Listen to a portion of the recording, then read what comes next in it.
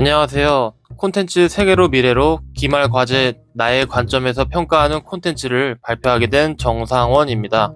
오늘 이 주제는 최근까지 큰 흥행을 이끈 왕가 사는 남자의 분석을 중심으로 진행할 예정입니다. 학습 목표는 이전에 설명드렸던 것처럼 최근 흥행하였던 왕가 사는 남자에 대해 분석하는 것입니다. 이를 통해 지금까지 배워온 콘텐츠 세계로 미래로 수업과 결합하여 현재의 역할과 흥행으로 사회에 어떤 영향을 끼치고 있는지 살펴볼 예정입니다. 그리고 이러한 콘텐츠가 더 성공할 수 있도록 앞으로 우리가 나아가야 할 방향 등을 생각하는 것이 목표라고 말씀드릴 수 있겠습니다. 활동 순서는 콘텐츠의 일반 정도, 내용적 측면, 사회적 관계, 메가 트렌드 이렇게 4가지를 설명드릴 예정입니다.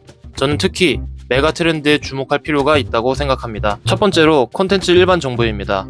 콘텐츠명은 아시다시피 왕가 사는 남자이며 2026년 2월 4일에 개봉하였습니다. 감독은 장항준 감독님으로 라이터를 켜라, 리바운드 등의 작품을 연출하셨습니다. 장항준 감독님의 작품은 주로 인물 중심으로 진행되며 사건 안의 인물의 감정 변화 등을 섬세하게 담아내시는 연출을 특징으로 하십니다. 상영은 2D, 디지털 가치봄, 디지털 영문 자막 등 다양하게 진행하였으며 출연진으로는 유해진, 박지훈, 유지태, 전미도, 김민, 박지환, 이준혁, 안재홍 등의 배우들을 말씀드릴 수 있습니다. 그리고 온다웍스와 BA 엔터테인먼트가 공동으로 영화를 제작하였습니다. 배급사는 CJ ENM, 롯데 엔터테인먼트, 플러스 M 엔터테인먼트, 뉴와 함께 대한민국 영화계 메이저 배급사 중 하나인 쇼박스입니다. 관람 포인트는 장항준 감독님의 연출 특징인 인물 중심적 연출에서 보이는 배우의 연기, 그리고 실제 역사를 기반으로 한 스토리임을 말씀드릴 수 있습니다. 누적 관계수는 2026년 5월 21일 기준 1687만 5176명입니다. 개인적으로 조만간 1700만 또한 넘어설 수 있으면 좋겠습니다. 영화를 간단히 소개해드린다면 1457년 조선 제6대 국왕 단종이 강원도 영월 청령포로 유배되며 광천골의 촌장 엄흥도와 광천골 주민 한명회와 이를 따르는 대소신료, 금성대군 등의 역사적 인물과 사실을 기반으로 하여 스토리에 이입할 수 있도록 영화적 상상력을 더한 팩트와 픽션, 즉 팩션 사극 영화라 정의할 수 있습니다. 두 번째 소주제인 내용적 측면입니다. 물론 대한민국 인구의 약 3분의 1이 시청할 정도로 흥행을 하였고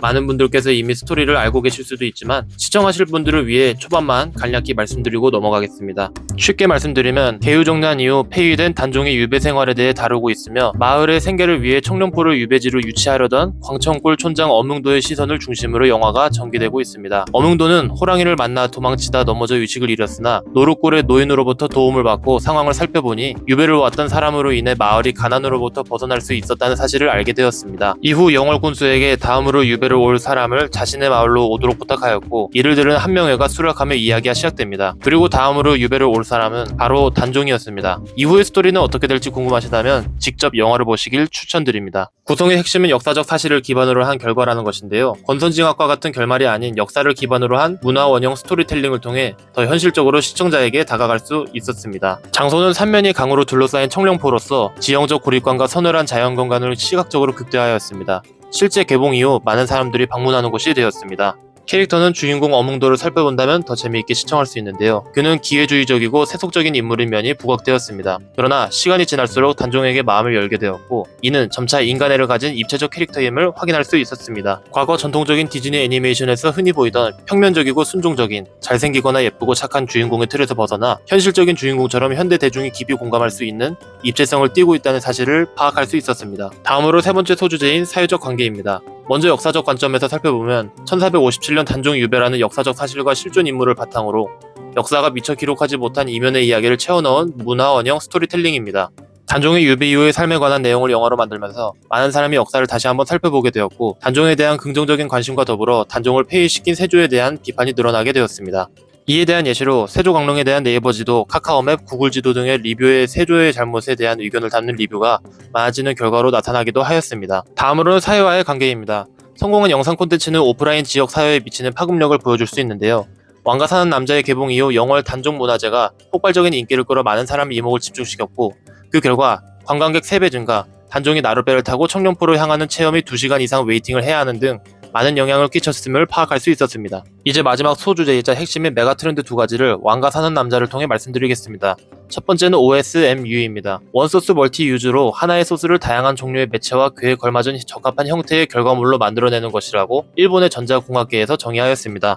예를 들어 한 영화가 성공하면 이를 기반으로 게임, 애니메이션, 피규어와 같은 굿즈 등을 판매하는 것을 예시로 들 수 있습니다. 이는 콘텐츠 성공 이후에도 2차 수익을 위해 알아두면 좋은 핵심 요소라고 볼 수 있습니다. 왕가 사는 남자의 경우 흥행을 이어 티셔츠, 로고 볼캡, 손수건, 포스터와 같은 일반적인 굿즈 판매뿐만 아니라 조선의 역사적 배경을 토대로 한 자수 책갈피, 아크릴 키링, 배지 세트 등의 굿즈를 판매하여 부가적인 수익을 벌어들였습니다.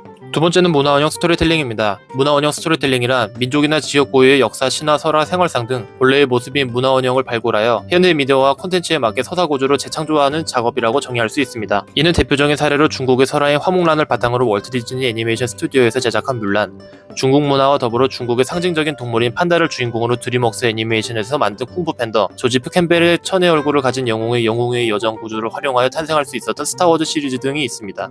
이렇듯이 문화원형을 중심으로 한 스토리텔링은 사람들의 이목을 집중시킬 수 있고 좋은 스토리와 구성, 제작진과 활동 인원이 함께한다면 성공할 확률이 높아집니다.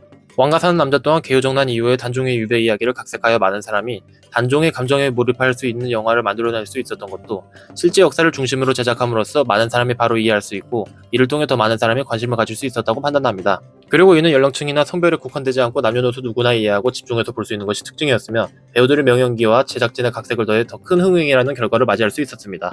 이제 마무리를 하려고 합니다.